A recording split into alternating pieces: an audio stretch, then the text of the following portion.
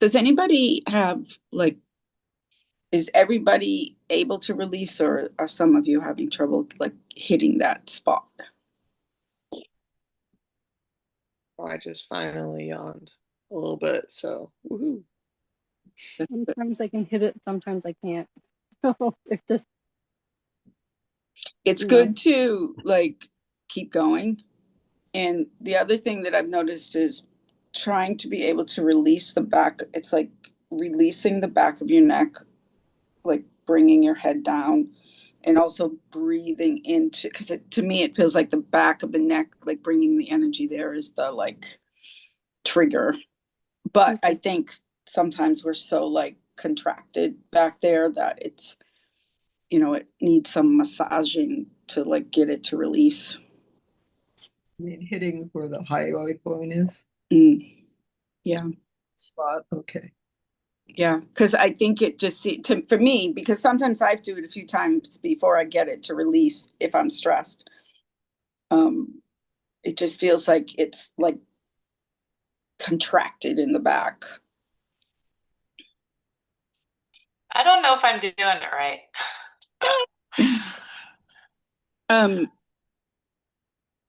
Do you want me to talk you through it real quick? Yeah, just real quick. So if you put your tongue at the back of your teeth, right at your, like where your gums are, and then start to mold your tongue all the way back. So it's like you put the tip of the tongue, and then, for some people, like it's higher than others right here. And then you're going to leave the back third of your tongue against the top of your palate in the back. And if you tip, it's like you're elongating your crown up and your chin down a little. So that makes space in the back, which kind of lets your tongue lift up in the front. Did that happen? Okay. And then in that position, then you breathe in. But you're breathing in through your nose, but you're visualizing through your mouth.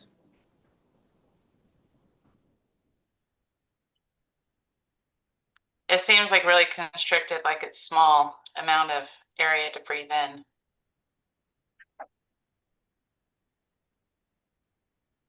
Oh, I'll practice it. It could be. Do you think you think that the muscles are constricted? I think because I've done the Ujjayi breathing with the yoga for so long that that's just natural. So it's different. So I have to really focus on it. Like maybe you're thinking of contracting it instead of making opening space. Yeah. I get that. I'll work on it. Okay. At some point you're gonna be like, "Oh, look what I did. I yawned or shook." I tremor a lot when I do it. Or I do those yawns that like you can't quite grab the yawn, so you're like okay. Yeah, I feel like I'm stretching it because I got a really high palate. So. Me too. I played for a long time, just like practicing putting my tongue up into that space that like felt weird and high, and like, I don't know, it's almost like you really have to think about relaxing the muscles in your throat, because if they're tight, to me at first it felt like I was not gonna gag, but almost, like that weird constricted feeling. Heather, we just did this, it's a tongue release for the,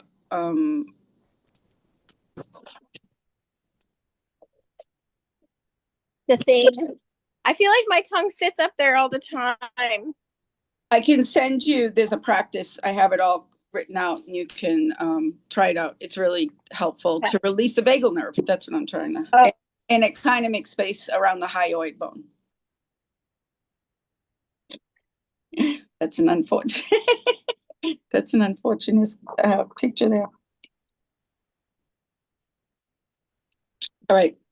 Can you say that one more time? Yeah. You were stuck in a space. I'm going to send you the information so that you can do it. Okay. Our mind trip tonight is going to be about a story there's a word, that's why I said I wanted to find this, because a formative story, I couldn't think of the word. So a formative story that was started when you were a child. You don't have to figure out what it is. We're going to find it on the mind trip. So it's a formative story that started when you were a child, but still continues now. So we're going to go to 2 rooms. The first room we're going to go in, we're going to walk in and we're going to be watching ourselves play out that story as a child. So you're going to ask yourself, your intention is, show me a formative story that was constructed in my childhood. So basically, it's a story that you started telling yourself as a child. Maybe you continue to tell yourself it, that isn't helping you, that's got you kind of stuck in the story loop. So a formative story, you're going to walk, the first story, you're going to walk in and you're going to find yourself playing out the story somehow. And then we're going to leave that room and we're going to go to another room where we're an adult and we're going to watch ourselves play out the story still, but as an adult. So maybe a really simple one would be, what I have to say isn't important. So then as a child, maybe a parent is berating you for speaking up for something that's like they don't want to hear about. So that might be the story that you're watching. And then you go to the adult one and you're in an adult relationship and you're meek and don't speak up for yourself. So that would be continuing to play out this formative thing. And then what we're going to do is we're going to back up. We're going to leave both doors open so you can see what's going on. And then you're going to ask for it to metamorphosize into a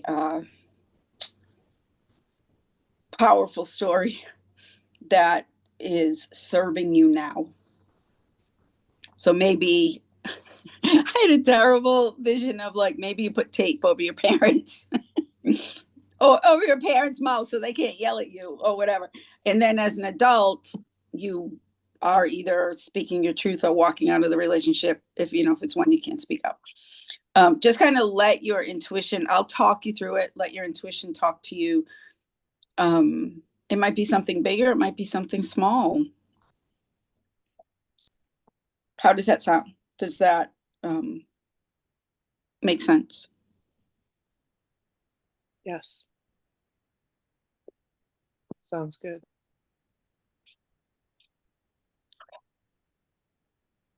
Heather's dog broke its leash and ran away.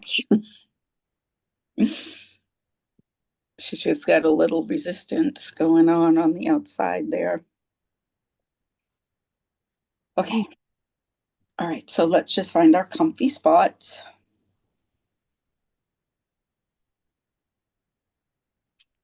And just take a moment to, we've already done a little relaxing, but take a moment to focus in on your body, noticing where your body is in relation to your mind.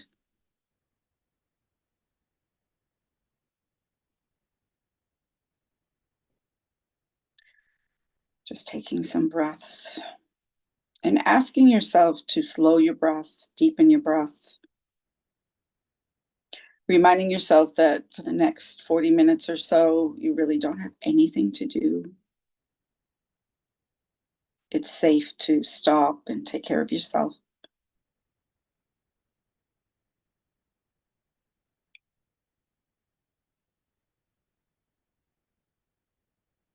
And then bringing your attention to your vision and bringing your vision from outside down to your heart.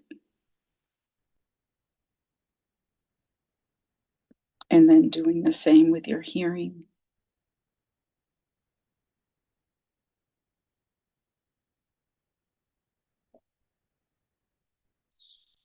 And then bringing your attention down to your solar plexus and just letting yourself know that what you're going to explore, you're safe.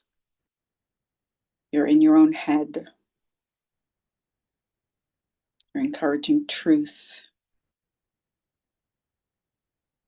And just ask your solar plexus to relax and surrender.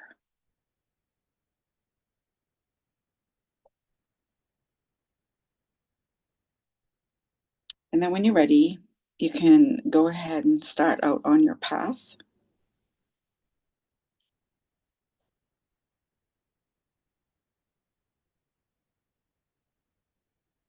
And as you're walking on your path, just start to explore, imagining that you have access to all of your intuition all of your non-physical senses. So explore, touch and smell, taste, listen. And accept or ask for anyone that maybe is around that wants to keep you company.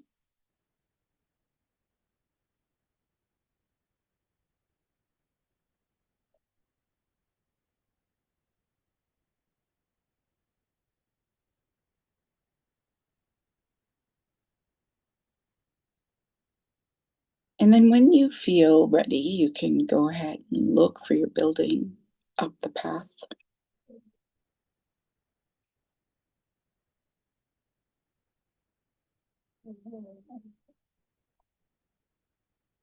Maybe as you approach your building, notice if there's anything different or anything you'd like to shift or change.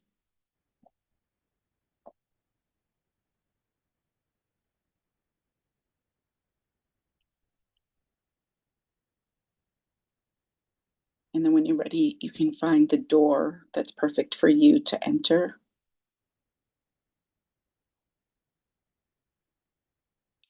And then as you move through your building, you're going to look for your hall of doors.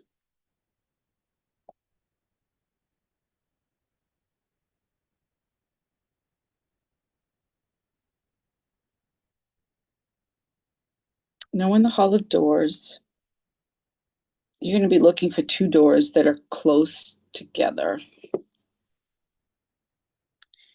And the first door you're looking for a childhood door. It may say something like a formidable story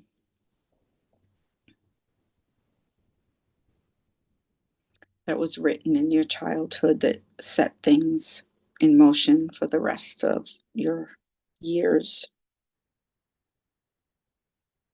And as you're standing in front of the door, you may check it out and see what it has to offer for the texture and the color. But also, I almost see like listening at the door before you're opening it, allowing some memories to come up, important things that your intuition wants you to know right now in this process of letting it go. And if there's something that you're worried that's behind the door, just tell yourself that you can walk in and watch a movie. You can walk in and be the observer. You don't have to watch a lot of it. It's just enough for you to know what's going on in here. This is the catalyst. So when you're ready, you can go ahead and open the door. And just be the observer of what's going on. This is a formative story that happened in your childhood.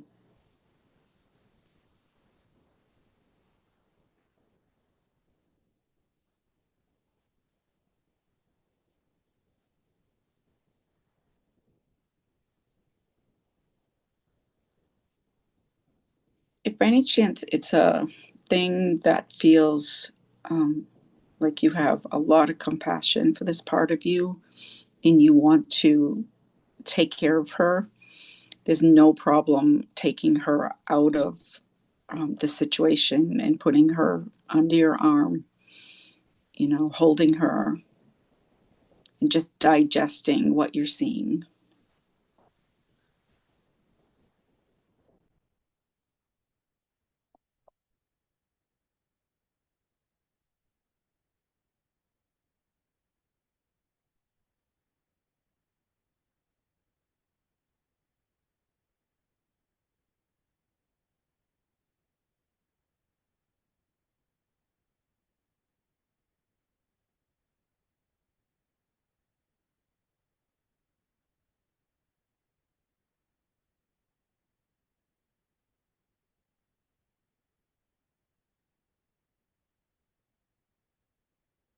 And as you're watching this part of you, it's helpful to watch like your mannerisms or how you may appear to be feeling, if you're like shrinking or angry or defensive.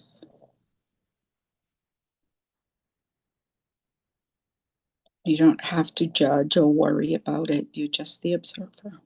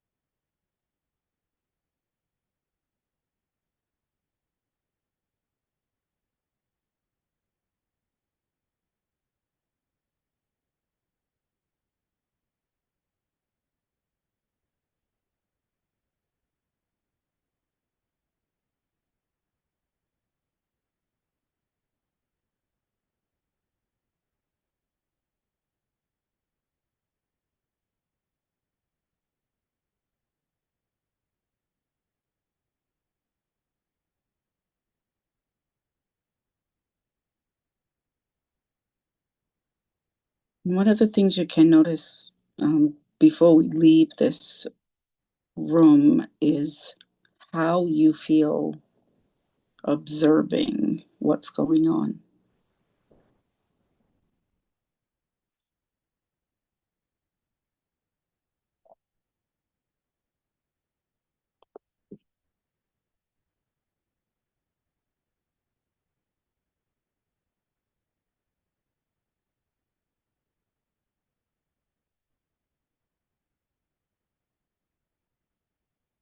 I'm going to take about 1 more minute here and then we'll move over to the other one.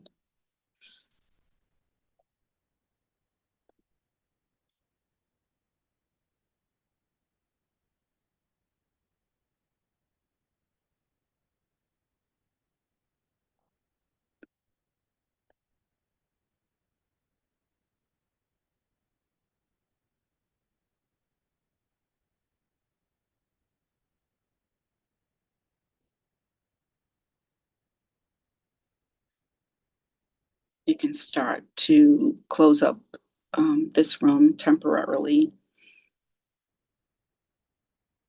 Maybe thank your younger self for providing this helpful information and story.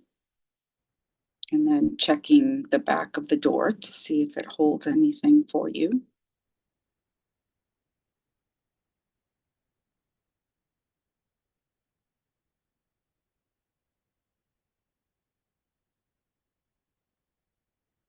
And then when you're ready, you can go ahead out of the door and close the door for now so it's not a distraction. And then the second door, it's going to be right next to it on the same side. And as you stand outside the door, you're going to imagine your intention for this door is the same story playing out as this very formative story of your childhood. Same story, but as an adult.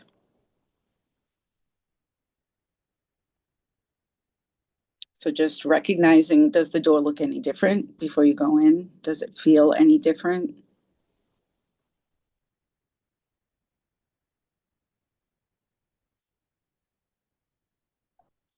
And then when you're ready and you open the door, you're going to see the same story, but the faces will shift and the details and the settings will be a little bit different. But the roles of the story that's going on are the same.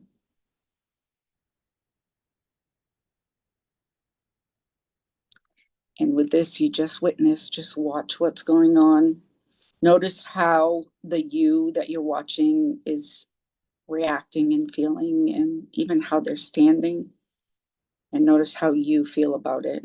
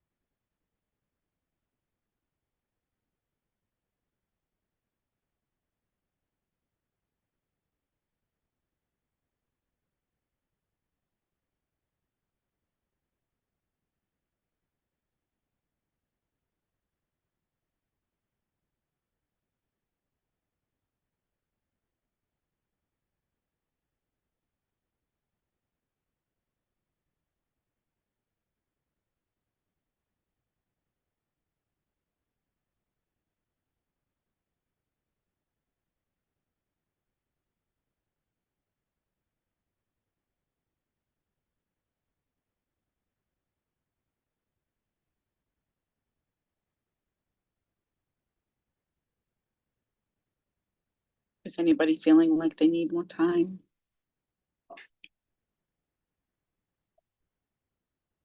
Okay, I'm gonna take about 1 more minute here. Just checking.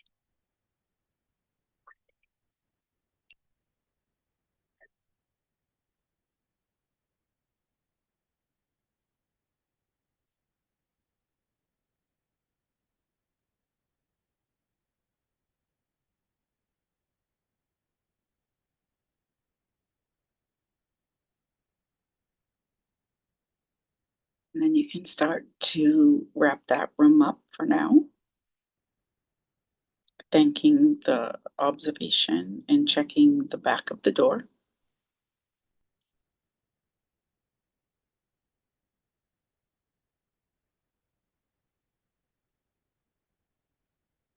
And then close the door just for a moment. So you're standing outside looking at these two doors. And before you open the door, start thinking about that story not being the truth. And thinking something on the lines of, I'm not only the story, I am more. There's other possibilities, there's other truths. And the intention to be shown, if you were free, what those stories would look like instead.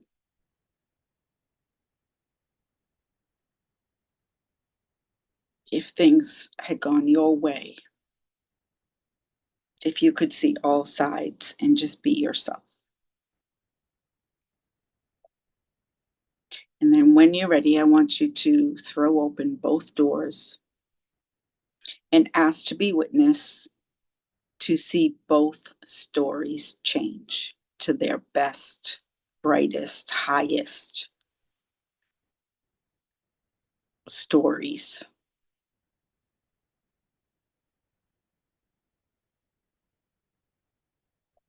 Maybe you see yourself expand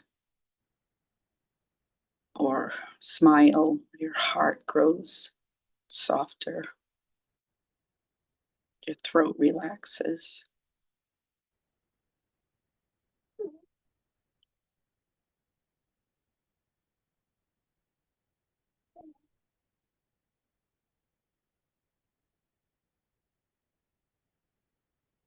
And please feel free if you want to walk into the rooms and like look at all the angles that are shifting and changing.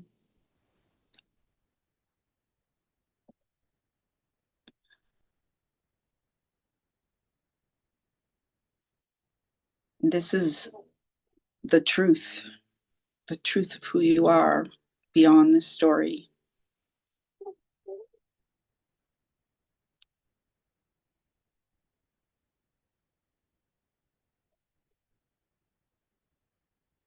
Maybe even walk around and breathe in the energy of it.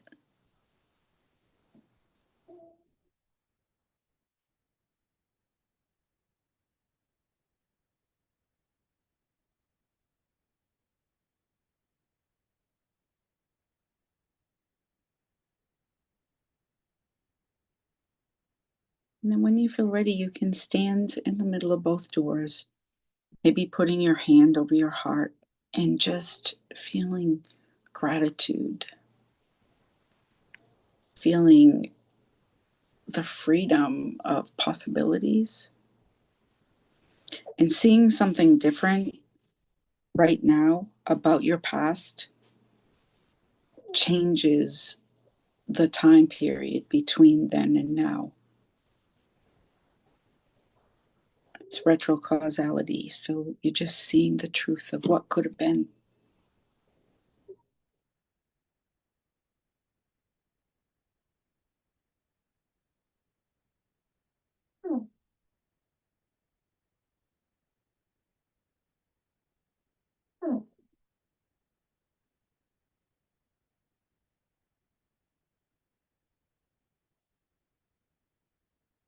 Then, when you feel ready, you can close the doors.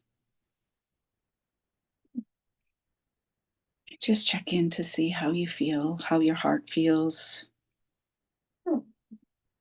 Maybe you have a deeper understanding of things. And then, when you do feel ready, you can walk back out of the building. And on your way down the path, just enjoy yourself for a minute. Do something that you would do if this was 100% true and you weren't carrying the heaviness of what you found in those rooms.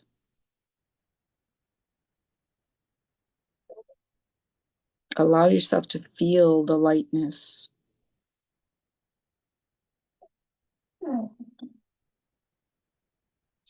It's not yours to carry any longer.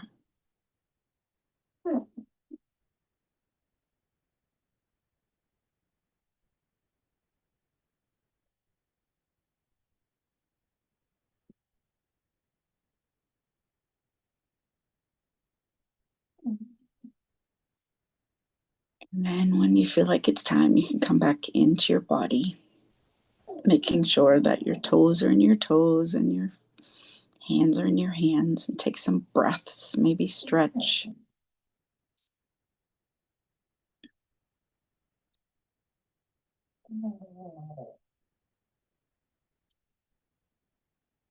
And then just take some notes.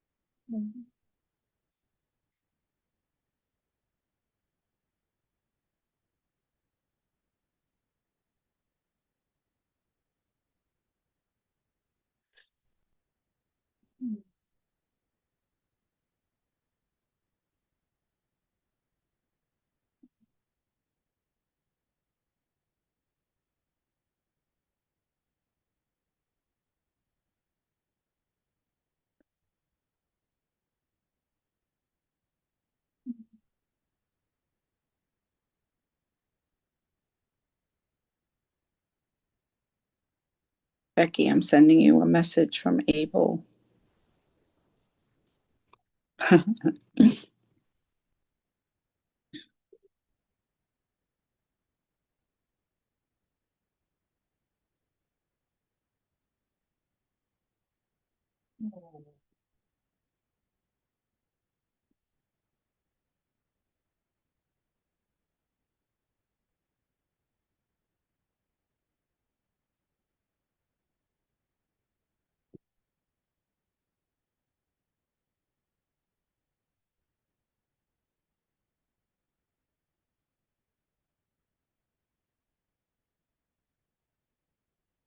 Does anybody want to share? I don't, everybody looks so busy writing. I don't want to interrupt any.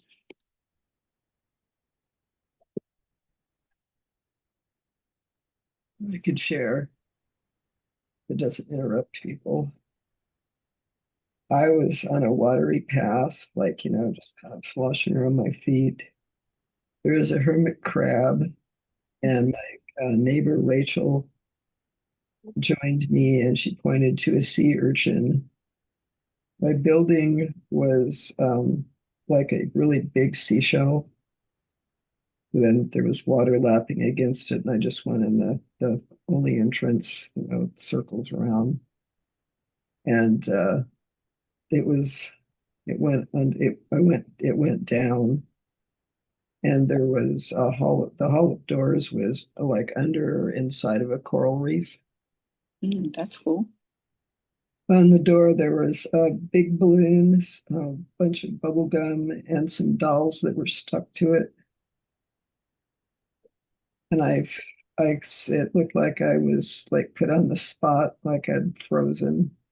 And my father was yelling at me, looked really angry. So I took myself, my child self, into another room to play.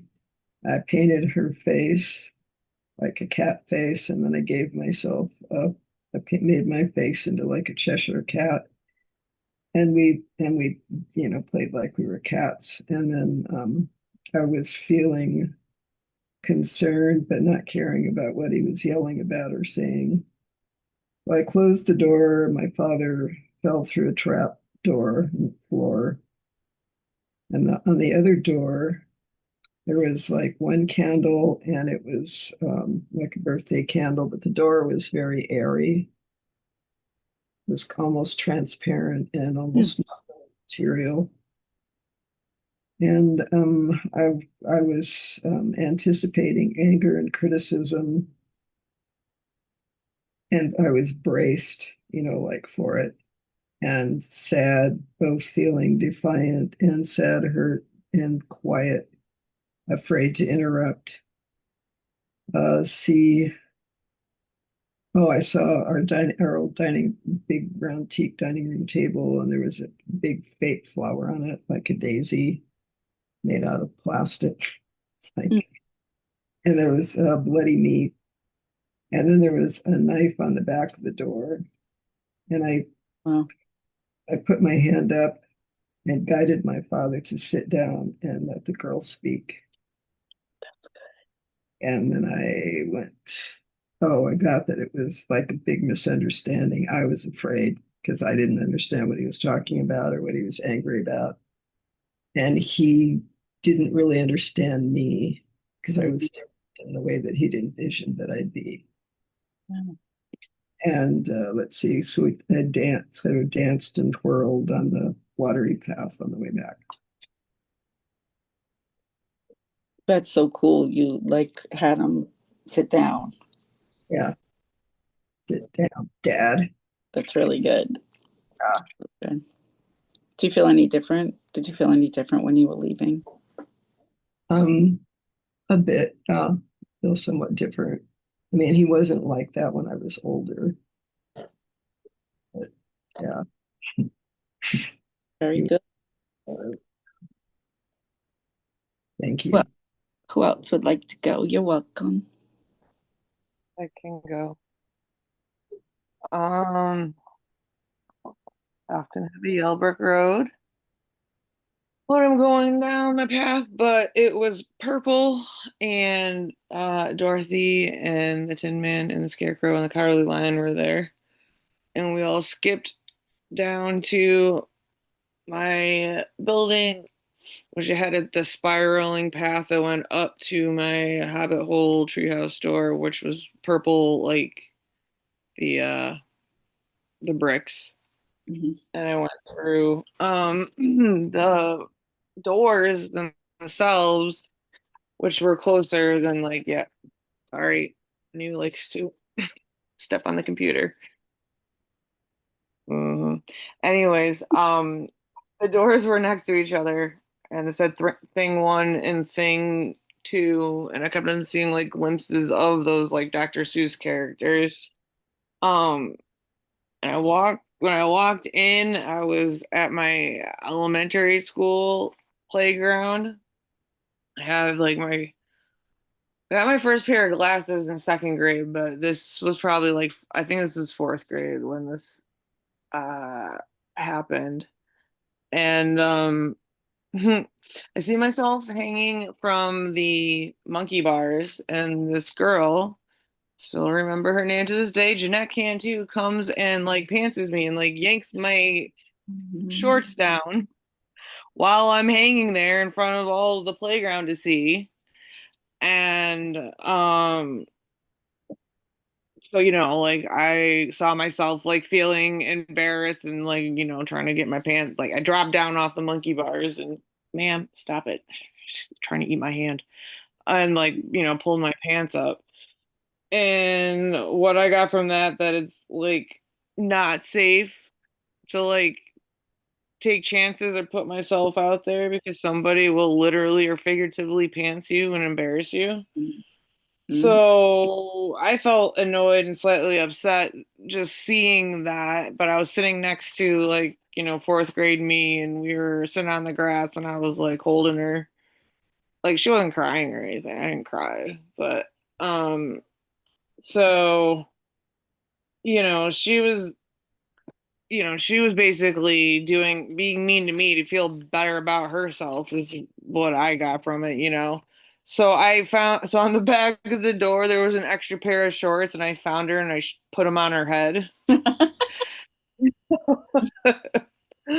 That's my fuck you back to her, but it wasn't nearly as mean. So I go into the thing two door, and I see myself in like the first house I lived here in Maine, and I'm with my ex. And this is before I met Phil, my late partner, and we're like screaming and arguing at each other. And I can tell that I was feeling angry and frustrated. But like I personally felt bad because like looking back at such situations, like I didn't know how to get out of it or how to deal with that sort of stuff, or even have the trust that like the universe and whoever else has my back, and he was like put like embarrassing. He did this for real, and this is what happened, but he like would like put me down in front of like our friends and make fun of like the amount of money that I was making working as a journalist, which was definitely peanuts, but still I was like using my college degree, and he sold weed illegally, and was thinking that that was a cool thing to do. So, yeah, let's see.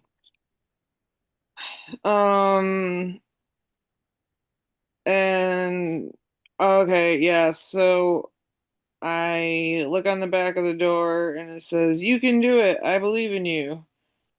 And then like when I came out, I saw myself like jumping off a cliff, like as if I was doing like some kind of crazy, like fucking what are those dance moves called? You know, when you kind of like leap yourself into the air, whatever that was. A leap. I did that. A leap. Yeah, I didn't know if there was a fancier term for it. But I leapt in the air off this cliff in A like this grand. invisible forest. What'd you say? Oh, I just said grand jante.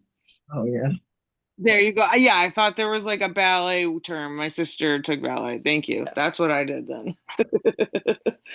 And like so like I see myself leap, but I'm like get caught by this like unseen force and it's like clearly the universe catching me. And then I saw myself with a oh my god, I don't even know what she's barking about. I saw myself with a lantern and I was like illuminating the darkness.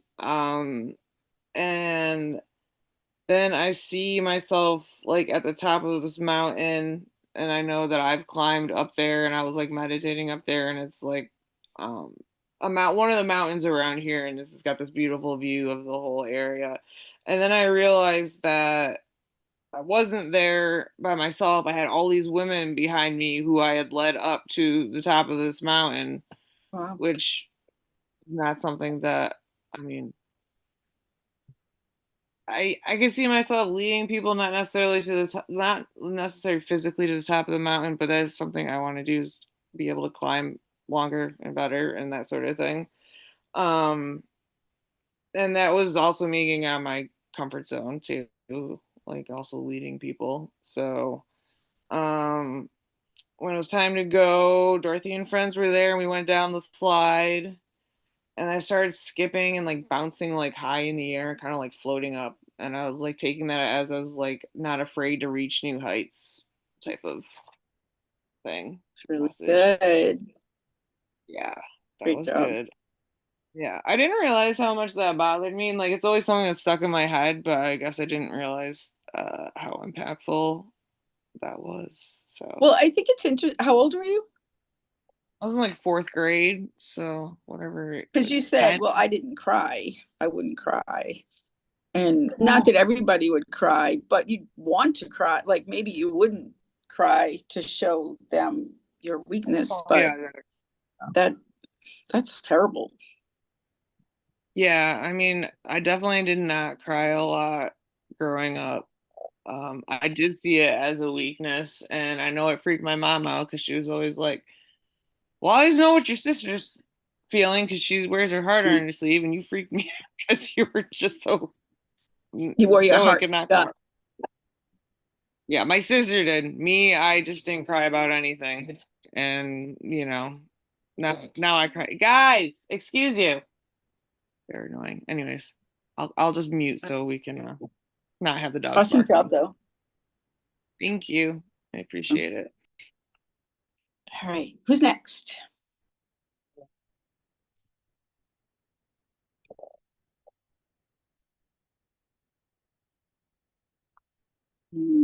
Shelly, do you want to go? I always hate to, I'd rather have you guys be like me, so I don't have to like put you on the spot. No worries. I was just writing. Wow. Okay.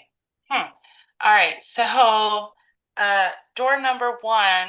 Um, when I was a little girl, I was 3 years old. I was playing not with a imaginary friend, but my imaginary brother. His name was Carrie. And then it jumped forward to high school when I had my first really big premonition and was shamed by everybody. So I kind of just shut down. Um, so I talked with her and gave her some affirmations and explained that people fear what they don't understand. And sometimes even more so, they fear what they're taught to fear. And that it was okay to be whoever I wanted to be. Um, in the back of the door was a floor length mirror that said, "You are beautiful just as you are." And then I kind of left her watching The Princess Bride, because I liked that movie when I was little. Andre the Giant, he was everybody move. Anyways, so yeah, and then door number 2 was just really it was, oh, the front of the first door was very childlike color because I love color. And so the second door was just blank. It was white. Nothing, no personality there. And it was basically, behind that door was just me going through my, my day-to-day adult life, up until 3 months ago. And basically, it was all of a sudden I was a potted plant with a white box over it. So the sun couldn't get to me and I couldn't grow. So it was very contained in a boring shell. And so what I did was I took that box off, and then all of a sudden I started to grow, and I just became this really big tree with flowers, and it was just wonderful. It was just really cool. And then when I was going to leave that room, it was like the door was a video screen. And so it was a video showing me that I can just grow and grow and grow and just pretty much be whatever I want. Just be fun. And then on my way out, I was skipping down. I was skipping down, just being playful with fireworks, colorful fireworks just shooting out of my hands. And I'm just like, you know what? Pew, pew. That's awesome. Yeah, if anybody's ever seen Buffy, it's like when Willow's walking down and she's just kind of throwing out fireworks. And yeah, and it was just fun. And so it's letting go of other people's expectations and just being who I am. So that was good. That's awesome. Yeah. All of this too is going to loosen up your lower back, I think. I think and help you sleep too. Oh my gosh, great. All right, who's hiding? Who can't I see? Is there anybody that's not on the screen that wants to share?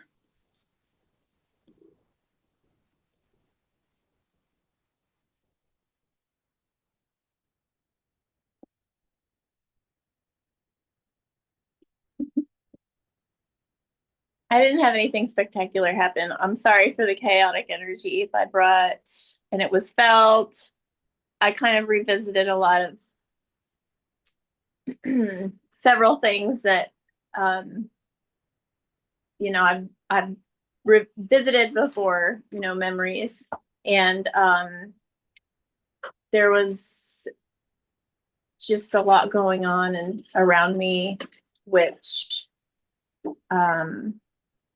also plays into the main theme of like surface level resistant. Yeah, or just surface level like getting to know myself. Who am I? There's just this whole I'm sorry, I'm like, you're okay. Trying to focus. All right, let's see. So yeah, just the whole idea of like, I'm not really safe to, and I think I was kind of a wuss. Like Erin, you said you didn't cry on the playground, but I think maybe I just it's another story, but I don't know. Maybe I was born with this fear, like inherited fear and horror, and some healer said somewhere along the lines that she had to release horror from my body that I had been carrying since birth. So anyway, another story that we can try to polish out, but just this fear of rejection. And so just kind of like pretending, what is that? Pretending everything's fine and I don't need anything and I don't need to really just, I don't need to know what I like. I don't really need to know what I don't like. It just doesn't really matter because I'm just gonna do my best to make it out of here alive. And we all know that's fucking impossible. So you know, rather silly. But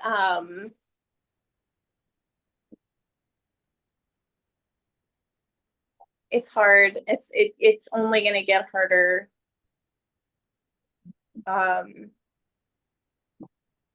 Because your commitment to yourself, you know. I'm teaching my kids how to commit to themselves.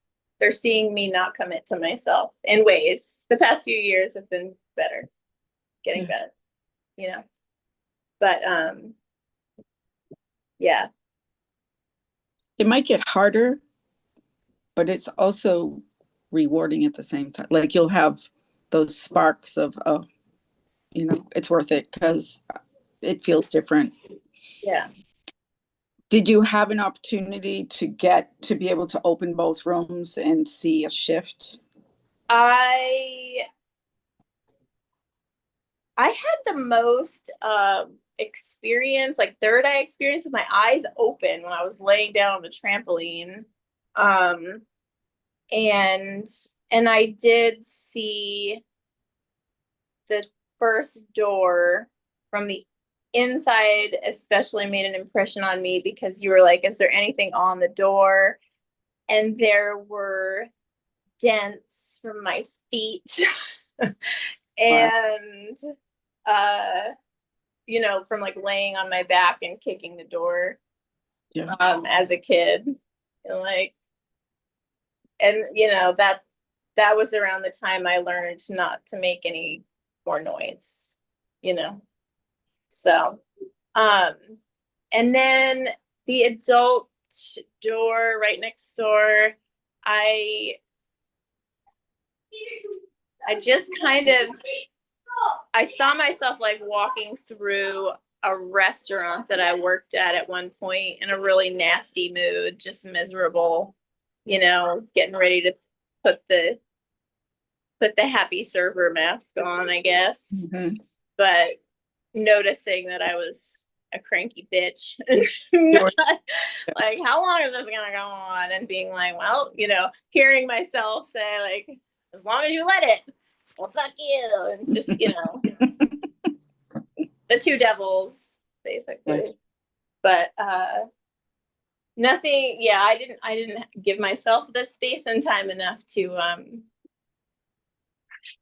see any cool doors. But the fact that you, Shelley, mentioned that you love color, that was like a very interesting thing that you mentioned, just because today I was pondering that about how as a kid I literally didn't even want to commit to a favorite color, and I thought that was weird, but I just couldn't do it. Yeah. Like 7 years old, I was like, I don't understand you people. How can you choose a favorite? I mean, and it was just, yeah, it's so sad. So sad.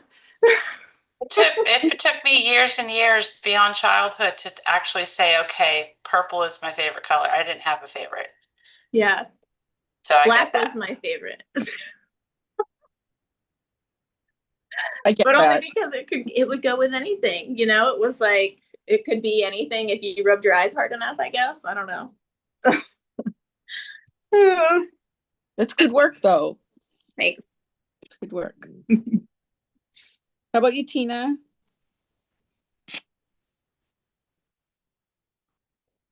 Oh, you're muted. When I first started out on my path and everything, it was all dark and just miserable. Like it had been raining. It just heavy. And then when I got to the building, it was like black, painted like black or maybe a dark gray because it was nighttime. And I went inside and everything else was just a real dingy color. It was just like nothing, it was all, everything was dulled down. It wasn't vibrant and pretty. And then when I walked into the room when I was a little girl, I saw myself sitting on the sofa next to my mom, and she was reading me a story. In the middle of the story, she turns to me and says, "You're stupid and you'll never amount to anything." Mm. You know, okay, nothing like to shrink you down into like a little blob of nothing in an instant, and then so it took me many, many years to go back to college and with the coaxing of some dear friends. Otherwise, I probably wouldn't have done it. And that's one of my few successes I feel that I showed myself I could do, because between that and struggling with dyslexia, Yeah. so any of us, I can't remember who else here said that they struggled with it, but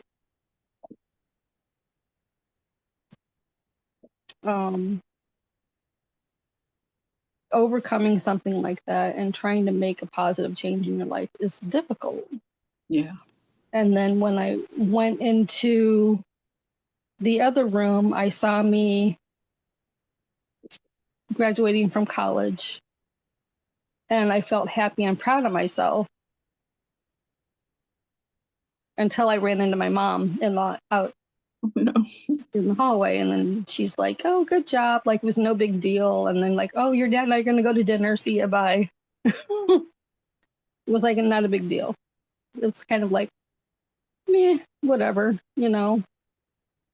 Again, that made me feel at first like my accomplishments weren't all that great, even though I knew I had done something that was incredibly difficult for me. Yeah. It just, everything turned brighter. Oh, I'm sorry. Because I'm like, nope, I'm not going to let you rain on my parade. I'm not going to let you do it again. Yeah. It just, the things that people say to other people, I don't get it. So what happened when did you like open the doors to shift the? Yeah, when I looked at both of them, and I'm like, okay, you got this. You can do anything you want. Whatever makes you happy and fulfilled inside. You can do anything you want. Don't listen to those other voices that people, that you've heard over time. I want And to ask. so everything felt lighter, like within me. I felt like the weight was lifting off.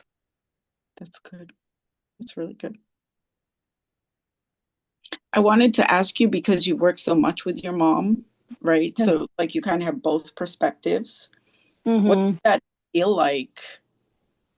Like, did it help you knowing like the conversations you've had with your mom since she's passed, like that has kind of shifted? Like, did it make a difference, or was it just all the old stuff right in your face?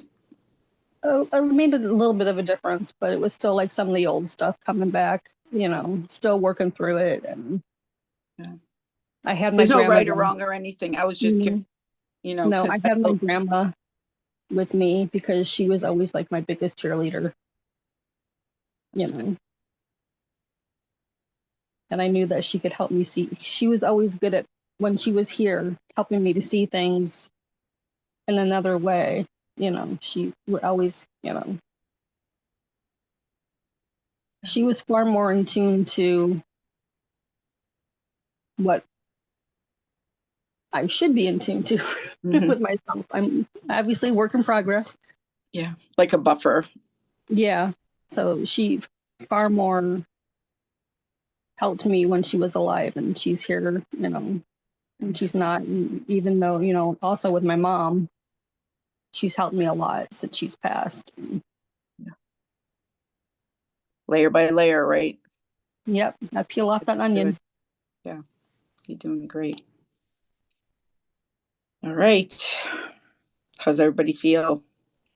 Exhausted. That was that was every week I like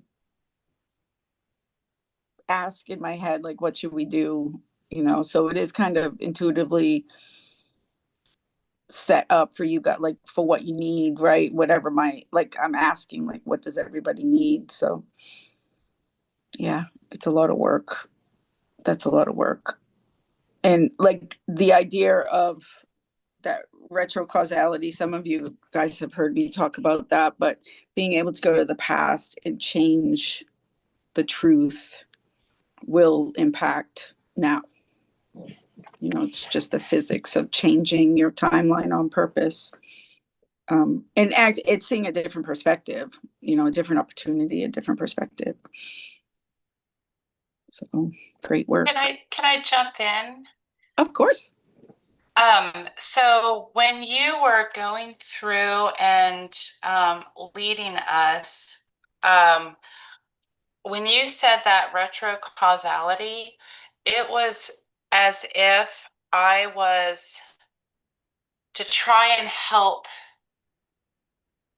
rewrite and let go of that old stuff, that old programming that doesn't serve me anymore, excuse me, and embrace a better version. It was as if I was making a conscious effort to reach into another parallel universe, another parallel reality where the story turned out the way I wanted to. Mm-hmm. And to tap into that energy, to tap into that vibration, or however, and just kind of extract it and say, you know what? I like that story better. Yep. I like that script better. I want that. And so I don't know, that just for me was a very poignant way to, yeah. You got, like, that's exactly, I learned about this. Abel actually brought me to a place where I found all this stuff, but I have this hub, and it's like you stand in the middle and there's all rooms, and they're retro causality rooms. And the first times I went in there was already stuff set up for me. So I went in, and there was this situation like when I had my first son and I was in the hospital, and like I approached that and I could see what everybody was thinking and how I processed the moment of, like, I was just crap and I was a kid and didn't know what I was doing and I was going to be a bad mother. But like ultimately I could shift it into, like, none of them were really that great either. And I was just a mom, you know, I could just say I'm just a mom. And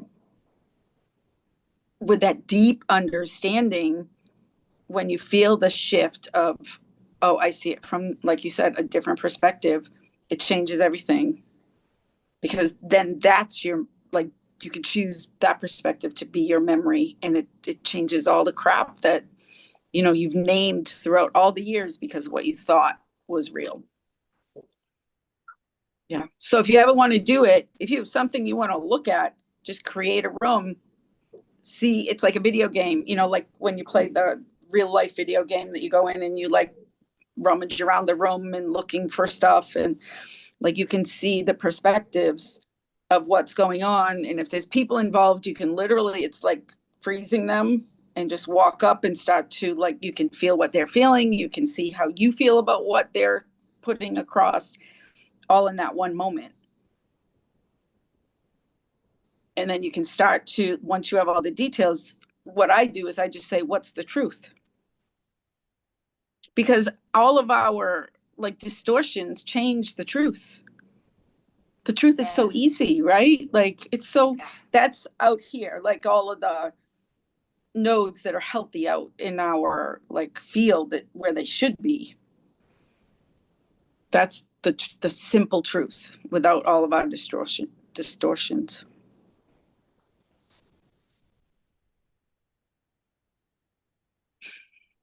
That's really good, Shelley. So like Yeah. you were like just tuning into what it was.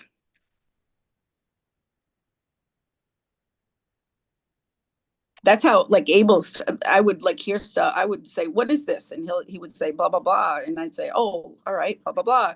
And like, it's like building layers of truths until, you know, you have a whole new toolbox. Yeah. Great job. Thank you. Thank you. You guys, we've had a really busy week. Like, you guys have done a lot this week. Like some of you I've seen for sessions. We've been here Tuesday, Wednesday, Thursday doing deep work. So you deserve a day off. It's been a lot. So do you. I'm going to see my horse for the first time in a week tomorrow. I'm going to try. I haven't even gotten my car for a week. So we'll see. Shop? What? The car, is it in the shop? No, my body's been in the shop from falling off a Cosmo. Yeah. Yeah. I'll be really curious to hear how it goes. I'm sure he'll be happy to see you. I've been joking around with like the people who he's with that he probably thinks he killed me. I know. I was wondering if he was feeling a little anxious. Because I had all I could do because I was in shock, literally, like to put him back in the pasture and get in my car to drive home before I didn't know if I was okay or not. So I wasn't mad at him. It was not his fault, but it was, yeah, I haven't been back yet because I can barely like walk around. So Rest. Yeah. Rest up. It gave me a lot of opportunity to practice what I'm teaching. Compression. All of my muscles and fascia compressed.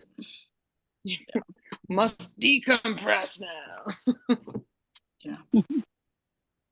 I'm glad you get to see him tomorrow.